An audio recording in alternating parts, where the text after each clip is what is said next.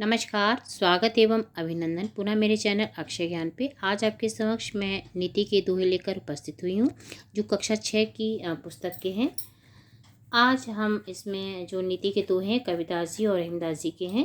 तो सर्वप्रथम हम जान लें कि कबीरदास जी कौन है। कबीरदास जी का जन्म काशी के में सन 1398 ईस्वी के लगभग हुआ था। भक्तिकाल के निर्गुण धारा के संत कवियों में कबीरदास जी का विशिष्ट स्थान है। रामानंद कबीरदास जी के गुरुजी हैं। उन्होंने भक्ति विषय रचनाओं के साथ ही समाज सुधार की कविताएं भी लिखी हैं। इनकी रचनाओं का संग्रह बीजक में है। इसके 3 भाग हैं, साकी, सबद, रमेनी, और इनकी मृत्यु 1518 ईस्वी में हुई थी। तो आइए देखते हैं दोहा। दुर्बल को न सताइए, जाकी मोटी हाय, मुई खाल की श्वास सो सार भसन हो जाए। इसमें कबीरदास जी पहले हम इसका संदर्भ देखेंगे कि प्रस्तुत दोहा हमारी पाठ्यपुस्तक अक्षरा के नीति के दोहे से ली गई हैं। इसके कवि श्री निर्गुण धारा के संत कवि कबीरदास जी हैं। इसमें कवि कहते हैं कि हमें दुर्बल को नहीं सताना चाहिए। दुर्बल को ना सताइए, जाकी मोटी हाय। कबीरदास जी कहते हैं कि दुर्बल को नहीं सताना चाहिए। जो गरीब हो, जो असहाय हो, जो उपेक्षित हो, हमें उसको सताना नहीं चाहिए। जाकी मोटी हाय, क्योंकि उसकी हाय जो होती है बहुत बुरी होती है। जैसे मुई खाल की श्वास हो सार भस्म है। कहते हैं कि जो मरी हुई खाल से अगर हम जलाते हैं तो लोहा भी भस्म हो जाता है। यानी जो गरीब होते हैं उसकी हाय इतनी खराब हो जाता है कि आदमी को भी भस्म कर देगी, उसको नष्ट कर देगी। इसलिए हमें दुर्बल को नहीं सताना है, गरीब को नहीं सताना है, अपितु दुर्बल की हमें, गरीब की हमें, उपेक्षित की हमें मदद करनी चाहिए। मधुर वचन है औषधि, कटु वचन है तीर, श्रवण द्वार हवे संचरे साले सकल शरीर। इसमें कबीरदास जी कहते हैं, इसमें प्रसंग बताया गया कि हमें मधुर वाणी का प्रयोग करना चाहिए। मधुर वाणी से हम बड़े से बड़े रोग को दूर कर सकते हैं। ये एक औषधि की तरह है। कभी कोई दुख में हो, हम प्यार से उससे बात करते हैं तो वो दुख आधा हो जाता है, यानी लगभग ख़त्म ही हो जाता है। मधुर वचन है औषधि। कहते हैं कि जो मधुर वचन है औषधि के समान है, एक दवा के समान है। कटु वचन है तीर, और जो कड़वे वचन है वो तीर के समान है। कैसे? मधुर वचन हमारे श्रवण द्वार हुए संचरे, मतलब सुन के द्वार से, यानी कानों से होते हुए साले सकल शरीर, हमारे शरीर में जाता है और औषधि का काम करता है। ठीक वैसे ही कटु वचन है वो हमारे कानों से होते हुए, इतने कटु वचन इतने खराब लगते हैं कि हमारे कानों को फाड़ते हुए चलते हैं अंदर और शरीर को भेद देते हैं। यानी कटु वचन से हमें बहुत दुख प्राप्त होता है। तो हमें क्या करना है कि हमें किसी को भी कटु वचन नहीं बोलने हैं। औषधि, मधुर वचन जो औषधि है, औषधि का प्रयोग करिए, लोगों को औषधि बांटिए, अर्थात मधुर वचन का प्रयोग करिए, मधुर वाणी का प्रयोग करिए। अपने जीवन में मधुर वचन बोलने का प्रयास करना चाहिए इंसान को। अगला है इसमें, बुरा जो देखन मैं चला, बुरा न मिलिया कोई, जो दिल खोजा आपने मुझसा बुरा न कोई।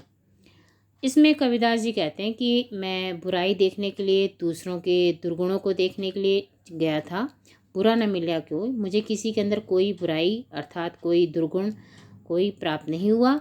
जो दिल खोजा आपने, मैंने अपने जो मैंने अपने अंदर देखा, झांका अपने हृदय के अंदर, तो देखा मुझसे बुरा ना कोई, मेरे से बुरा कोई भी नहीं है। तो ये क्या है, इसमें कबीरदास जी कहते हैं कि हमें दूसरों के अंदर अवगुणों को नहीं देखना चाहिए, स्वयं अपने अवगुणों को देखें और उन्हें दूर करें। दूसरों के अंदर हमें अच्छाई देखकर उसके अंदर सीखनी चाहिए, कि हमें उससे प्रेरणा लेनी चाहिए और दुर्गुण अपने दूर करने चाहिए। अब इसमें है आगे, साधु ऐसा चाहिए जैसा शुभ सुभाए, सार सार को गही रहे थोता दे उड़ाए। अब इसमें कबीरदास जी कहते हैं कि संसार में अच्छी और बुरी दोनों चीज़ें हैं, लेकिन हमें सिर्फ अच्छी बातों को ही ग्रहण करना चाहिए, बुरी बातों पे ध्यान है। साधु ऐसा चाहे जैसे शुभ सुभाए, सार सार को गही रहे थोता दे उड़ाए। कबीरदास जी कहते हैं संसार में अच्छाई और बुराई दोनों एक विमान की तरह होती हैं, लेकिन मनुष्य को चाहिए कि सिर्फ अच्छाई को ही ग्रहण करे। अच्छाई जो हो, किसी के भी अंदर कुछ भी अच्छा दिखे, हमें उसे ग्रहण कर लेना चाहिए, उसे उनसे प्रेरणा लेनी चाहिए। अगर उसके अंदर बुराई हो तो उसे हमें नहीं देखनी चाहिए। जैसे कमल है कीचड़ में ही खिलता है, तो हमें कमल से देखना है, ना कि कीचड़ को अपनाना है। ठीक वैसे ही कहते हैं कि जैसे सूप द्वारा, सूप जो फटकते हैं, सूप सुभाए कहते हैं ना, जैसे सूप सुभाए, फटकने वाला जो सूप होता है, जब हम उसे फटकते हैं तो अच्छी अच्छी चीज़ें हमारे सूप में रह जाती हैं और बाकी जो ख़राब चीज़ें हैं वो उड़ जाती हैं। तोता दही उड़ाए, और वो जो हर चीज़ खराब, अच्छी चीज़ हमारे सूप के अंदर रह जाती है।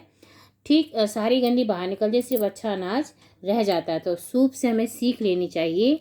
कौन सी सीख लेनी चाहिए कि उसमें जो अच्छी चीज़ें हैं वो अपने पास रखें और बुरी चीज़ें उड़ा देनी चाहिए। अगला है धीरे धीरे रे मना। इसमें साधु वाले में, इसमें साधु ऐसा चाहिए, साधु का उपयोग किया गया है, तो इसमें ये मकलंकार है। इसमें धीरे धीरे रे मना, धीरे सब कुछ होए, माली सींचे 100 घड़ा, ऋतु आए फल होए। कहते हैं धीरे धीरे मना, धीरे धीरे ही सब कुछ होता है, यानी समय आने पर ही सब कुछ होगा। कबीरदास जी कहते हैं कि किसी भी कार्य के नतीजे के लिए हमें धैर्य रखना चाहिए।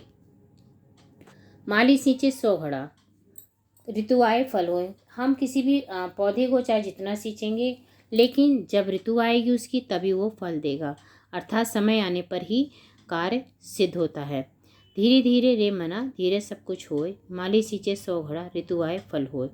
तो इसमें कह रहे हैं कि धीरे धीरे हमें कोई भी काम जो भी है इंतज़ार करना चाहिए, ऋतु आने पर ही लगते हैं, अर्थात हमें किसी भी काम के नतीजे के लिए इंतज़ार करना चाहिए, धैर्य रखना चाहिए। इसके पश्चात अगला है रहीमदास जी के दोहे हैं। बेरहीम नर धन्य है, पर उपकारी अंग, पाटन वारे को लगे जो मेहंदी को रंग। इसमें देखिए रहीमदास जी हैं, इनके बारे में भी हम अभी पढ़ेंगे आगे, इसमें दिया हुआ है। तो प्रस्तुत पद्यांश हमारी, इसमें प्रस्तुत दोहा पद्यांश, इसमें हमारे प्रस्तुत पद्यांश हमारी हिंदी की पाठ्य पुस्तक अक्षरा के नीति के दोहे से लिए गए हैं और इसके रचयिता रहीमदास जी हैं। तो इसमें रहीमदास कहते हैं कि जीवन के मूल्यों के बारे में इसमें बता रहे हैं कि वे रहीम नर धन्य हैं, पर उपकारी अंग, जो दूसरों का उपकार करते, वे लोग धन्य हैं जो परोपकारियों के साथ रहते हैं। अंग मतलब वो जो उपकार करने वाले होते हैं, उपकार करते हैं, वो हमेशा धन्य ही होते हैं। वे नर धन्य जो उपकारी अंग, यानी जो उपकार परोपकारी लोगों के साथ रहते हैं, वे लोग हमेशा धन्य होते हैं। जैसे कोई अच्छा व्यक्ति है और उसके साथ कोई और व्यक्ति रह रहा है, तो वो भी धन्य होता है। क्यों? जैसे बाटन वारे को लगे जो मेहंदी को रंग, कहते जो मेहंदी हम सिलबट्टे पे पीसते हैं, पीसते सीसते हम मेहंदी तो पीसते हैं, लेकिन वो मेहंदी हमारे हाथों को भी लाल कर देती है, रंग हमसे रंग जाते हैं। यानी मेहंदी हमारे, वैसे ही परोपकारी लोगों के साथ रह के उनके गुणों भी हमारे अंदर आ जाते हैं, अच्छी बातें हमारे अंदर आ जाती हैं। तो इसको फिर से समझ लेते हैं कि रहीमदास जी कहते हैं जो लोग धन्य हैं, वे लोग धन्य हैं जो परोपकारियों के साथ रहते हैं और उन्हें भी परोपकार का फल मिलता है। जैसे मेहंदी बांटने वालों के साथ लाल हो जाते हैं, जो हाथ उनके भी लाल हो जाते हैं। एक मिनट। रहीमन पानी राखिए, बिन पानी सब सून, बहुत ही प्रसिद्ध दोहा है ये। पानी गए ना उबरे, मोती मानस शोन। रहीमन पानी राखिए, बिन पानी सब सून, यह बहुत ही पानी का है, श्लेष अलंकार है इसमें, और श्लेष अलंकार के लिए बहुत ही प्रसिद्ध दोहा है ये। इसमें इसमें रहीमदास जी कहते हैं कि मनुष्य को अपने दुखों को अपने, रहीमन पानी राखिए बिन पानी सब सून, बिन सून, पानी गए ना उबरे, मोती मानस शोन। तो इसमें कबीरदास जी रहीमदास जी कहते हैं, एक्चुअल मेरा ये कैमरा बार बार हो जा रहा है, हाँ अब ठीक है। रहीमदास जी कहते हैं कि पानी बचाकर, यानी पानी के इसमें कई अर्थ हैं। देखिए रहीमन पानी राखिए, एक पानी होता है कि हमें अपनी बातों का पानी एक इज्जत के रूप में भी होता है, ठीक है। पानी रखिए, कहते हैं कि पानी बचा कर रखना चाहिए, क्योंकि बगैर पानी सब सून। एक तो है पानी बचा के भी रखना, पानी रहीमन पानी, क्योंकि पानी ही जीवन है, जल ही जीवन है। बिना पानी के हम कोई भी कार्य कर नहीं सकते हैं, चाहे वो भोजन का हो, रहन सहन में, हर जगह पानी का। बिन पानी सब सून, इसमें बताते कि बिना पानी के सब सून है। सून क्या बोलेंगे, सब बेकार है, व्यर्थ है। पानी गए न उबरे मोती मानुष चून। तो कहते हैं कि पानी के चले जाने पे मोती मनुष्य और पानी गए ना उबरे मोती मानुष चून। मोती मानुष और चून मतलब चूना। मोती मानुष मतलब मनुष्य और चून सब बेकार हो जाएंगे अगर पानी नहीं होगा तो। इसको फिर से समझ लेते हैं। रहीम जी कहते हैं कि पानी बचाकर रखना चाहिए क्योंकि बिना पानी सब सूना हो जाता है। पानी के चले जाने पर क्या मोती मनुष्य और चूना ये तीनों महत्व हो जाते हैं क्योंकि चूने के लिए भी पानी की आवश्यकता होती है। चूना बिना पानी के बेकार है। मनुष्य के लिए भी पानी की आवश्यकता होती है और मोती के लिए भी, मोती भी पानी के लिए, ठीक है। यानी इसमें मोती का पानी यानी चमक के बिना, और जो मनुष्य का पानी यानी उसकी प्रतिष्ठा, जो मनुष्य होता है उसका जो प्रतिष्ठा, कहते हैं ना तुम्हारा आंखों में पानी नहीं है, कहा जाता है ना कि देखो इसके पानी नहीं है, यानी वो बहुत ही बदतमीज़ कहलाता है जिसकी आंखों में पानी। तो मनुष्य की है प्रतिष्ठा, और जो चूना है, चूने का पानी जल के बिना महत्व नहीं होता है। अगला है इसमें, रहीमन निज मन की बिथा मन ही राखो गोए, सुन अट लेहें लोग सब बाँटी न लेहे कोय। रहीमदास जी कहते हैं कि बहुत ही महत्वपूर्ण दोहा है अपने जो वास्तविक जीवन में जो है कि मन की व्यथा, मन का व्यथा यानी दुख मन ही राखो, अपने मन में ही रखना चाहिए। क्यों? सुन अट लेहीं लोग सब सुन तो लेंगे पर उसका मजाक उड़ाएंगे। बाँटी न लेहें कोई, और कोई उसको बांटेगा नहीं, और अपितु क्या करेगा, उसको दुख कोई बांटता नहीं, अपितु समय आने पर उसका मजाक उड़ाते हैं। रहीमदास जी कहते हैं मनुष्य को दुख को अपने मन में ही रखना चाहिए, किसी और को नहीं बतानी चाहिए, क्योंकि दुख दूर नहीं करेंगे अपितु उसका मजाक उड़ाएंगे। जो बड़न को लघु कहे नहीं रेम घटी जाही, गिरधर मुरलीधर कहें कछु दुख मानत नाही। इसमें कहते हैं रहीमदास जी कहते हैं अगर कोई योग्य बड़न को लघु कहे, यदि कोई व्यक्ति कोई योग्य व्यक्ति की बुराई करता है, बड़न को लघु कहे यानी बड़ा व्यक्ति है यानी प्रतिष्ठित व्यक्ति है, और कोई उसे लघु कहता है या उसकी बुराई कर रहा है, उसे छोटा कह रहा है, नहीं रहीम घटी जाही, उसकी इज्जत कम नहीं होगी, उसकी योग्यता कम नहीं होगी, अपितु वह हीनता को ही प्रदर्शित कर रहा है, वह अपनी हीनता ही बता रहा है इसमें। गिरधर मुरलीधर कहें कछु दुख मानत नहीं, क्योंकि जो वास्तव में अच्छा होता है वो किसी के कहने से बुरा नहीं हो जाएगा, अतः हमें किसी की बुराई नहीं करनी चाहिए। समय लाभ सम लाभ नहीं, समय चूक सम चूक, चतुरन चित रहीमन लगी समय चूक की होक। अब इसमें बहुत ही अच्छी चीज़ उन्होंने बताई है कि रहीमदास जी कहते हैं हमें समय के महत्व को समझना चाहिए।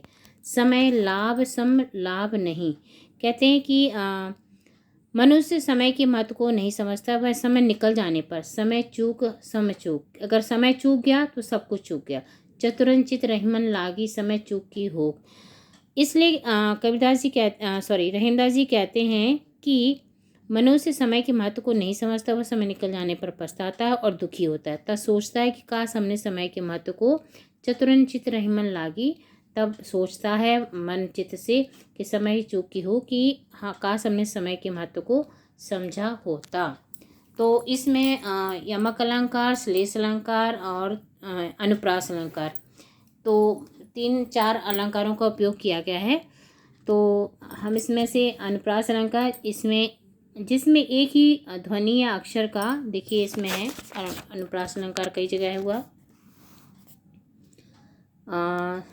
मुई खाल के श्वास सार भस्म हो जावे, ये देखिए यहाँ पे ये जो है यहाँ पे अनुप्रास अलंकार है।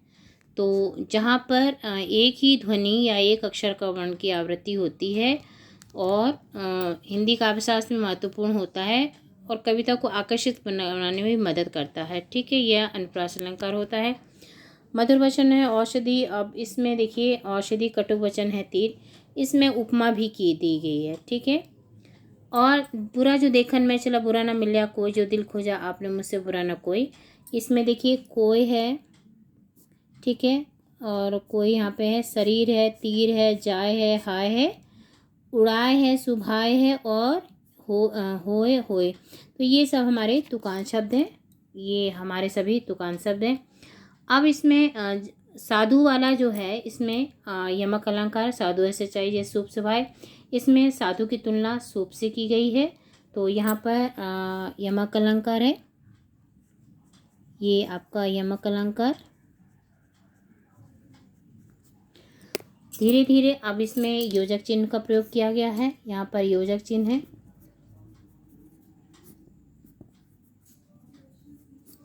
ठीक है, और तुकान शब्द हैं ये सारे जितने मैंने ये लगाए हैं, ये सभी तुकान थे।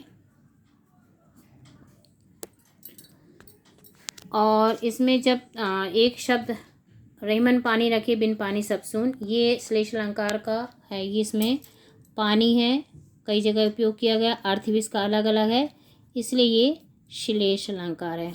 ठीक है, श्लेष का मतलब होता है चिपका हुआ। जहाँ पर शब्द एक से ज़्यादा बार प्रयोग हो परंतु उसके अर्थ, जहाँ शब्द एक बार प्रयोग हो परंतु अर्थ उसके अलग हो, तो वहाँ पर श्लेष अलंकार होता है।